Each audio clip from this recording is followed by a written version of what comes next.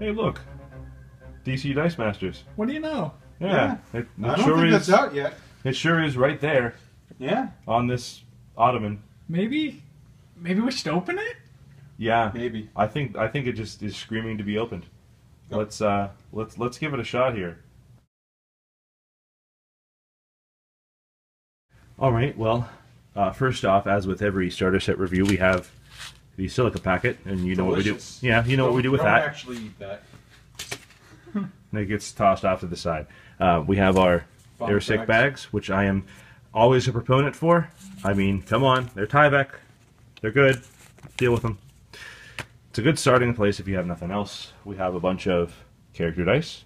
We have sidekick dice. But let's talk about a really easy, visible difference right away, which is the fact that our basic actions are now purple. It's a slightly different purple than we had earlier, right? Blue. A green. Now here, I'm not seeing it as much, but I swear on mine it looked a little more neon green. And red. So a little bit of a different collection, but I think they work well together. Yeah. Yeah, you know. Yeah, nothing looks similar. They're all easily differential. Yeah, unlike that first Uncanny set. Yeah. You know, I mean, these are back to the same dice that we've had before in the Marvel sets and everything else, though these are not quite the same as the D&D dice. But nonetheless, I mean, I'd say everything looks printed well. Everything looks, you know, the quality that we've expected since Uncanny X-Men Forward, right? I mean, Yeah. Yeah, the starter stuff has generally been pretty solid. all across the board, yeah. But I'd even say like the dice that we opened up today in draft were likewise. There was one that Evan got today that was Maybe I should find it. a little suspect. There's always a dud, right? Like in the first set, Deadpool. Every single Deadpool die I had was like the best die ever, except for this one I had that looked like somebody just ran it through a cheese grater. No, no, this is like a Harley Quinn die that like someone shot it. You're gonna have to show me that one later Yeah. on. But all right, so that's that. The sidekicks, we know what's going on there, right? We have Our side quick.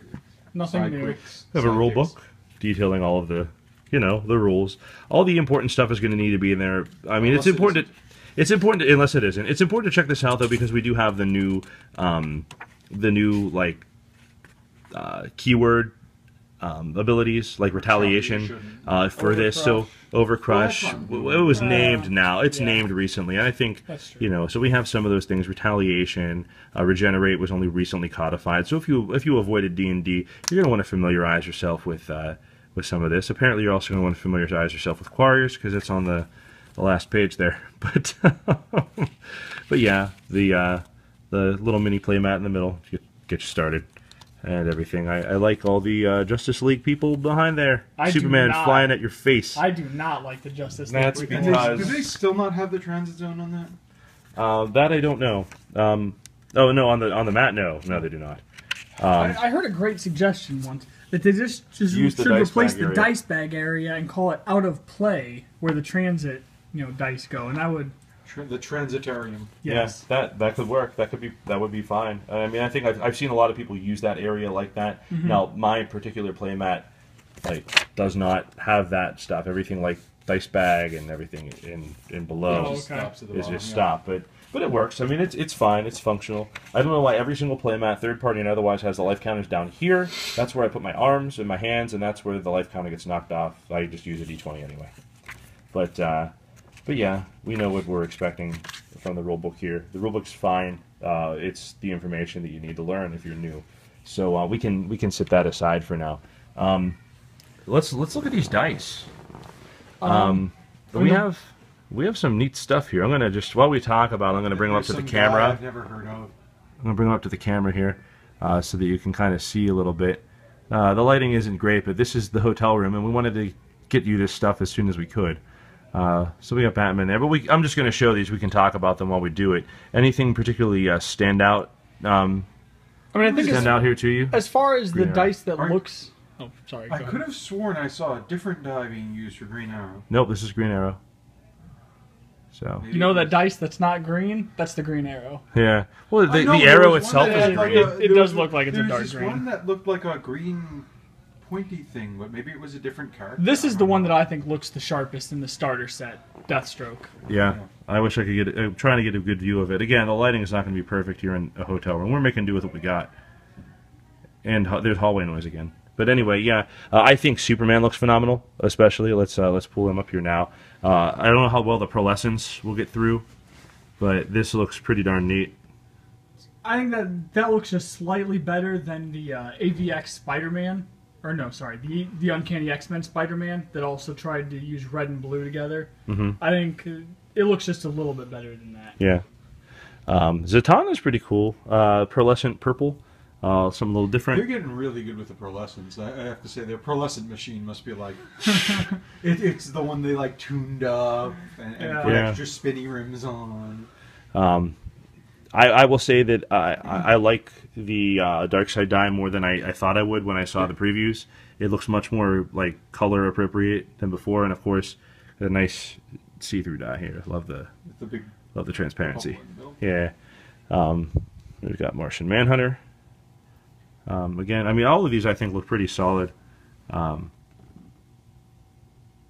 Look pretty nice. I'm trying to show the highlights. I mean, the indents especially, and the indents in these especially are just better. Like this Martian Manhunter die is look at that. It's really cut. Like this is a really nice job. You see that there? That's really cut well. It is. And we got Wonder Woman here. I do think that's kind of a strange color choice for Wonder Woman. I mean, I would have thought they would have had it filled with yellow. Yeah. The red is fine, but yeah, and again, just really nice cut. I mean, really exact stuff here. I mean, some more detail we're seeing, I think, than we did before. In a very positive way. I think sometimes they would try to put in detail and it just came off a little bit wrong, kind of like our cat wearing headphones. Yeah, Nick Fury jumps to mind. Yeah, but I mean, now if you look I at think some of gotten the a lot better with it within the last few sets. oh goodness, yes. I mean, just in general, I mean that Wonder Woman has some thinner lines than we've seen used well before, and Superman's logo is incredibly, and that has to be right if you're doing. Like that's one of those logos. Set, you shouldn't mess up Superman's. That's one of those logos. It has to be right. Batman. It has to be right. Wonder Woman has to be right. And they did it pretty darn well here. Green Arrow. I mean, it's functional. Yeah. It's functional, but it's functional. I would have liked something that because there's another. I swear, there's another die in the set that I think someone might have. I'm not sure. There's another die in the set that I could have sworn was Green Arrow. You maybe were looking at Aquaman, which is green. It has the yellow. That's the logo that's on Aquaman's belt, though, so it fits. It but does. I think I just confused the two. I think in general this is a really nice mix of characters for the starter, right? I mean, you have the Trinity here, right? Yeah. That's obvious. You have a key villain that the Justice League may unite to fight, and of course Deathstroke is no slouch in that area either. Martian Manhunter has always been a fan favorite. I mean, so many people like John Jones. Same goes for Zatanna. Zatanna, fan favorite too, absolutely. And Arrow is just growing in popularity. Oh my goodness, thanks to that TV show. Deathstroke, I think, is in the same boat. Yeah, Deathstroke and Arrow, I mean, I almost put them together. That Deathstroke storyline in the second season of Arrow was fantastic. I mean, it really was. And the final, I mean, I don't want to spoil anything, but like the final showdown and the way they pulled that off was really nicely done. But yeah, so the character mix is good. But let's look into some of these cards here.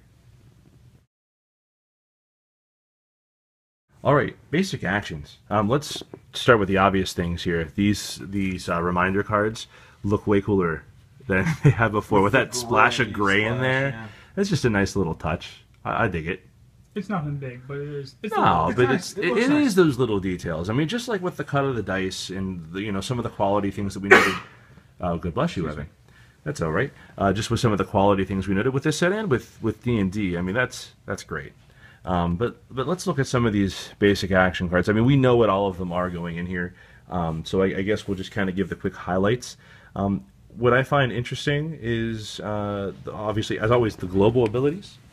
Because these are the things that you need. Something that's very different from what we've seen before is the global on casualties. The global reads: pay a bolt or fist, gain 1 life whenever an opposing sidekick is KO'd this turn. I think we've seen a lot of characters. I just noted in draft a lot of things that are like KO a sidekick if this, or everybody KOs a sidekick if you do that. Or I believe there's some that are even prevent damage to sidekicks if they deal 1 damage. Yeah, and now this is an opposing sidekick, but there are plenty of ways to do that. Plenty of ways to force your opponent to do that in this set too. And we haven't quite seen a global this way. This is more incidental life gain, and it also deals with clearing sidekicks, which is generally beneficial to you if you avoid chump blockers. We have the old standby. Target character gets +1 attack. This time it's with fist damage. Exactly. Good point. Which is very nice. And thematic for the Red Lanterns. Yes. I mean, this is we commented on this before, but this art is awesome.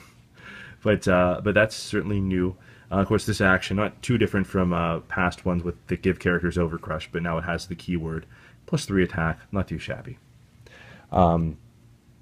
Villainous Pact. This is a good one. Once per turn. This one's a mask. You have no dice in your prep area, draw a die and place it in your prep area. Now, this is only if you have no dice in your prep area. So if you were going to do something like combine this with the, what is it in D&D? Resurrection. You'd have to do this first and then Resurrection, for example. That also prevents the ruling that we will mention on the podcast, where it said that if each player had a Resurrection, for example, then you could use the global once per copy of the card. Well, if you use this once, you have something in your prep area, so good luck. But something else that's really different, just pay 1, like 1 of anything. And we see that on Captain Cold in this set too. Target level 1 character is unaffected by action dice this turn. Now this is a little specific, but I find it interesting that we're moving into global abilities that can be paid for with generic energy. And this is on Shockwave. Well, I think it's really interesting that basic action targets level 1 characters. Mm-hmm.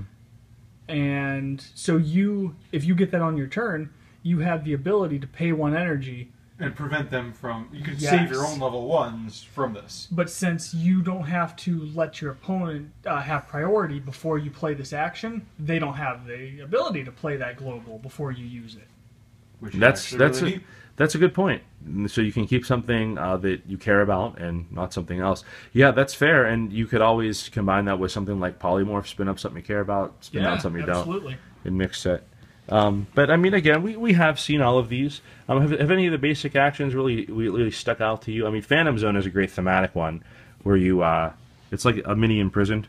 Take any character, place on this card. These cards. Yeah, and move any dice you've placed onto this card on a previous turn. Okay, so that just means it replaces it. If this effect is canceled, so you just take any character in the field and place it on the card. It's stuck in the Phantom Zone. The only way it gets off of there is if this effect is canceled because you changed it, or the dice's owner takes damage. Well, all right. I mean, there's some times when you want to get something in the holding area, and certainly we saw that with Imprisoned. See, I don't think that's that good in this set. There are too many things that let you just damage your opponent, when you attack or when you block or whatever. I think Save Civilians is sort of interesting. Yeah, let's take a look at that. Save Civilians, we have Wonder Woman rescuing a baby. Whenever you field a sidekick this turn, reduce the fielding cost of another die by 1, draw a die from your bag, and put it in your prep area. Wow. That only costs 3. That's not too bad. I could see, and spoilers, there's some stuff in this set that I think Gabi might be interested in, and this might be another one of them. Yeah, that's fair. So you field a sidekick, you get to field something else cheaper, and then you get to prep a die. So that's handy. This is a basic action that does a lot of things. So if you figure this is 3 costs to get, you're really getting 2 good things for it. That's a pretty good value in a basic action. And this is one that could see some play, especially in Constructed, I would think. Yeah. And here's the one that jumps out at me. Vulnerability. Choose an opposing character. If you damage that character this turn, KO it. Draw a die from your bag and place it in your prep area. It's like Death Touch in Magic. Yes, absolutely. And I think there's so many things, even in cross-set play, Green Goliath or Gem Keeper, things that have high defense that you just want to get off the board, damage them, and they're gone. That's true. You draw a bag and put it in your prep area. I mean, that's just an added bonus. You draw your whole bag? Yeah. All right, but that's a good point. I mean, I like these. I like getting fists involved for anger issues. I find that interesting. Be curious to see if somebody tries to hedge their bets and brings Bolt and the Bolt one and the Fist one, but that might be a little bit of overkill or overcrush, as the case may be. But let's move that aside for now, and let's look at these characters. Okay, so we're doing the best we can here. We get a little glare, but we'll pull these cards up when we want to talk about them. These are the cards that we have here. In general, I mean, let's just look at the artwork. I think that almost all of them do a nice job of providing a central view of the character. I mean, there's no question on almost all of these as to who we're looking at and what the focus is. Martian Manhunter is definitely the focus of this card, but there are so many dark colors that you kind of, if you just look at it, gets lost in it compared to some of the contrast that we find in the other cards, right? I mean, everybody really stands out among the background. Even Superman with the dark colors is on the explosion, but this one I think is a little bit iffy. I don't know. That's just me, though. I don't think the Zatanna. Yeah, I don't like the art. I think I just don't like the art on that. Yeah, much. I think there are probably hundreds of better images that they could have used to depict her and her powers. And yeah, it's like sort of looking down on her from above, and I just don't think that's a great angle to take on a single character. We just don't like looking down on people here at the reserve pool. Well, actually, the one question that I had, and I don't know because I don't have these cards at hand, but does that look like the Constantine that they use on the Constantine card? Could they have pulled from the same comic cover? This is obviously a cover image, so is that. Could they have pulled from the same one? I doubt it's the same image because I think the Constantine card is more zoomed in, and I think they typically use the same size pictures. And I don't think it's the same image, but I mean that's. It looks like a very similar pose, but.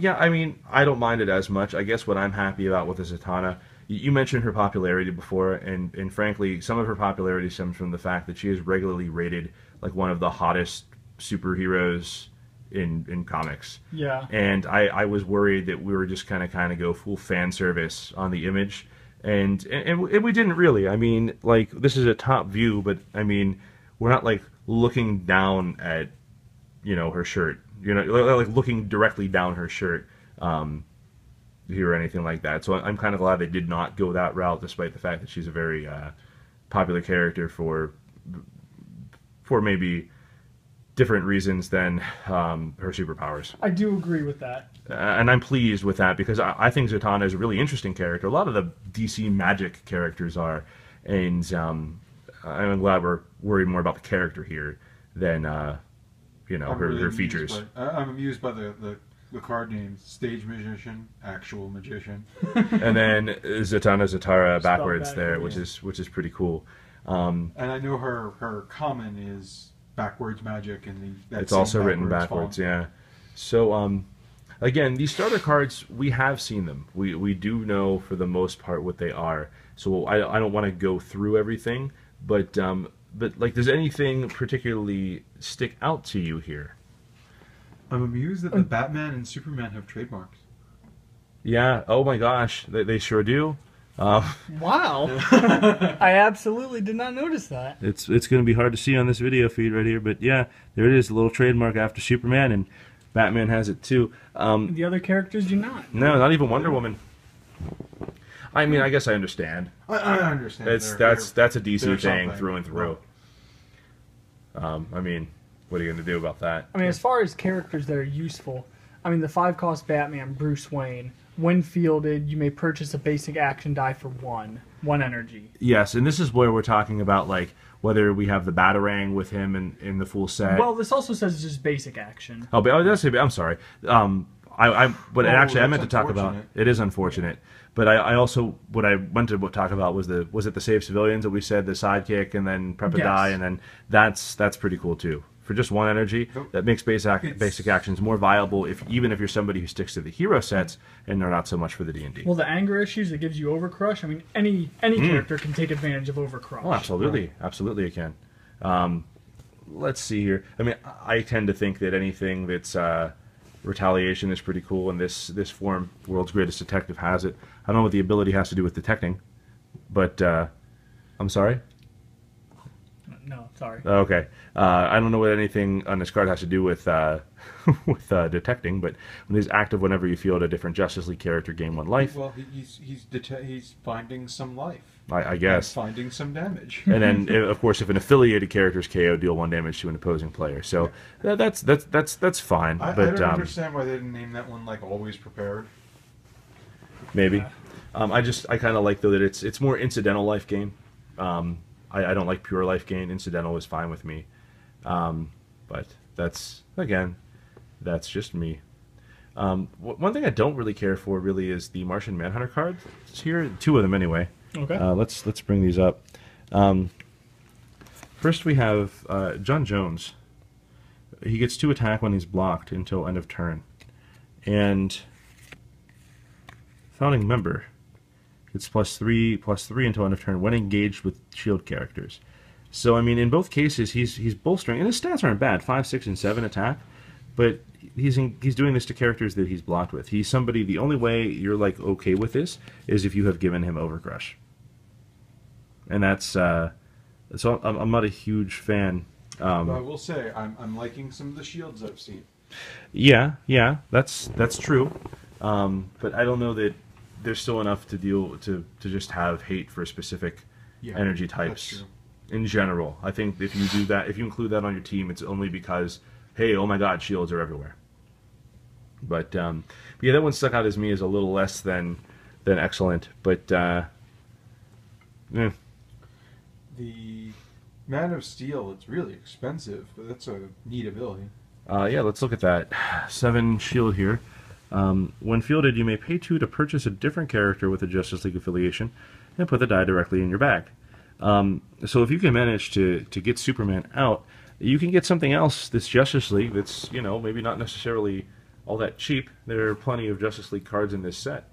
And yeah. You can combine that with Resurrection, maybe just draw it right away. Absolutely, you could. Yeah, good point by you. How would this work if you have Superman Man of Steel that you may pay 2 to purchase a different character with the Justice League ability, and you have this Wonder Woman who reduces the cost of Justice League members? I would say Or, that this is, I'm sorry, this is the one that costs 1 less to field. The Green Lantern is the 1 less. there's less to the purchase. Green Lantern and the little minutes of purchase cost. I would say that this supersedes. I wouldn't say they're combined. I would say that this Okay. supersedes. Yeah, because this is using an ability. Limit to 1 per purchase. customer. Yeah. Gotcha. It's using an ability to purchase as opposed to a straight purchase, which I'd say that wouldn't affect that at all. Okay. Yeah, because that's only on a when fielded trigger, and like you generally can't purchase a die as something is being fielded. So that would be my idea. And I feel like they swapped the abilities of they should swap the abilities of Man of Steel and Last Son of Krypton. Or really just the names on the 2 cards. Yeah, Man of because Steel doesn't Last take Son of damage. Krypton, he cannot be damaged in the attack step. Yeah, that's a fair point. It does seem steelish. Yeah, it does seem a bit steely. I like. We're gonna see stuff with villains in this. I mean, it's just inevitable. And we have this: when he attacks, deal 1 damage to your opponent for each opposing character with a villain affiliation in play. This is like a contingency card for villains, or if you're like just coming up against Nasty Boy and Black Mantas all over the place. That's kind of cool. Cross set combo that with the Iron Man that can turn characters into villains before you field him. Oh goodness, yes. And I mean, he's a total fielding cost of 4, but that's you can deal with that. The one thing that I've noticed in this set, not just with the starter, is that there's plenty of Justice League synergy. There's not a lot of JSA synergy. No. That's just unfortunate, but nonetheless, I think all of Deathstroke stuff is very thematic because it all deals with regeneration, or if he's KO'd, do this to him. He doesn't actually go away, and things like that. And of course, we have Zatanna, who does give you some crazy dice stuff. Whether you're drawing a die from your bag and adding it to your prep area, or maybe you are I think, going to be pretty popular. KO, draw a die from your bag and add it to your prep area. Well, how many times have we talked about cycling characters? And look at that. Total fielding cost of 1. That's nothing. And again here, when she blocks, draw a die from your bag. If it's a sidekick, put it in prep. She takes no damage this turn. Otherwise, return that die to your bag. So a way of cycling some sidekicks through as well. And these are all pretty darned inexpensive at just 3. Just 3 there. She is our newbies. So. Mm-hmm. So yeah, we have Wonder Woman forcing some villains to block. We have a lot of things here, but I mean overall, I think this is as solid a starter set as we've seen. It does a lot to introduce the new mechanics like retaliation here and here. It has, I think it just has good stuff starting off. I think it has stuff that works for and against one another as you're going to use it. Any other final thoughts about the DC starter set? No, I mean I think a lot of the villain stuff. I mean, it's very set specific and it works with the Marvel very well. I think like what a lot of people said about D&D with the adventurers and the monsters, it'll work well in draft, but I don't know how well it'll work out of draft. I think we'll see a lot of that in this set as well. Like in draft, it'll be powerful, but what, like retaliation or no? I think retaliation will work out of draft just fine. I think that there's a lot more interdependence on certain cards, like the Batman family. You know, Batman. I've heard Robin works with Batman, and Batarang depends on Batman. Yeah, but that's going to be a little less in draft for sure. Yeah, I guess I see. I think in-set retaliation is fine. Out of set, it's going to be lesser. Yeah. I mean, obviously, but that's why they give these keyword mechanics to each set. I'd like to see some of them transcend the sets. Well, I think retaliation can work outside of the set. There's nothing stopping it from doing so. But well, I mean, I guess if there's a way, what we would need is a global like where anybody can be a villain, where anybody can be the Justice League. Like if there was a and we haven't seen every card yet, so maybe that's in the set. But like maybe I'm just misremembering what retaliation is doing. Retaliation is if an affiliated character is KO'd, deal 1 damage to an opposing player. Character. Oh, okay. Yeah, it has to be affiliated. I keep remembering. Now, Black Manta works because it's just a villain, which is that's everywhere. on Marvel too. So villain works pretty darn well everywhere. So that's why I thought, oh, this will be fine. In Constructed, this will be a big boost to villain-based teams. So polish off your Magnetos to get rid of those villains. So, polish those dice up, get them ready. But overall, I give the starter set a pretty good grade. I think there's only one other thing. Please.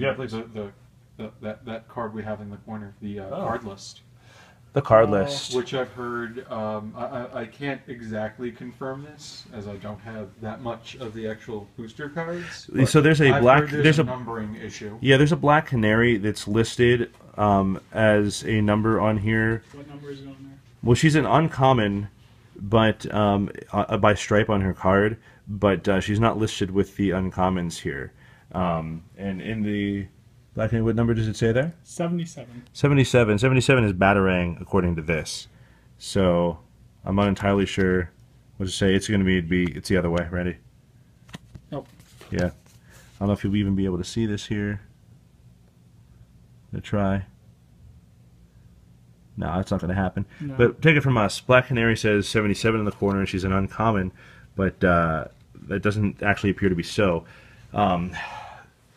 We're not entirely sure what's happening here, but that's really the smallest of issues. I mean, the cards themselves are fine. It is good to note, though, that the numbering expressed on this sheet is not correct. Yeah. What's her subtitle?